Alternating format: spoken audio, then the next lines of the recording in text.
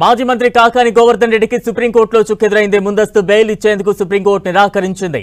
Quartz గనుల అక్రమాలు, పేలుడు పదార్థాల నిల్వ, అట్రాసిటీ కేసులో కాకాని A4గా ఉన్నారు. ఈ కేసులో ఆయన 2 నెలలుగా పోలీసులకు దొరకకుండా తప్పించుకుని తిరుగుతున్నారు. ముందస్తు బెయిల్ గతంలోనే ఏపీ హైకోర్టు నిరాకరించింది. తాజాగా కాకాని పిటిషన్ను సుప్రీం ధర్మాసనం డిస్మిస్ చేసింది.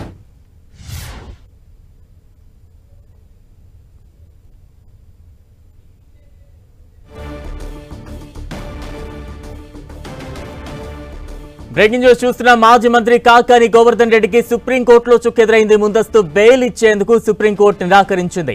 క్వార్జ్ గనుల అక్రమాలు, పేలుడు పదార్థాల నిల్వ, అట్రాసిటీ కేసులో కాకాని A4గా ఉన్నారు. ఈ కేసులో ఆయన 2 నెలలుగా పోలీసులకు దొరకకుండా తప్పించుకు తిరుగుతున్నారు. ముందస్తు బెయిల్ గతంలోనే ఏపీ హైకోర్టు నిరాకరించింది. తాజాగా కాకాని పిటిషన్ను సుప్రీం ధర్మాసనం డిస్మిస్ చేసింది. ఇక తాజా అప్డేట్స్ అందించేందుకు మా ఢిల్లీ ప్రతినిధి గోపి సిద్ధంగా ఉన్నారు. గోపి, బలరాం, మాజీ మంత్రి కాకానికి సుప్రీంకోర్టులో కూడా ఊరట దక్కలేదు. ముందస్తు బెయిల్ ఇచ్చేందుకు సుప్రీం ధర్మాసనం నిరాకరించింది. అయితే క్వార్జ్ అక్రమాలు, భారీ ఎత్తున పేలుడు పదార్థాల వినియోగం, అట్రాసిటీల్లో A4గా కాకాని ఉన్నారు. 2 నెలలుగా పోలీసులకు దొరకకుండా తప్పించుకుంటున్నారు. ఆయన ముందస్తు బెయిల్ అప్లై చేయడం జరిగింది.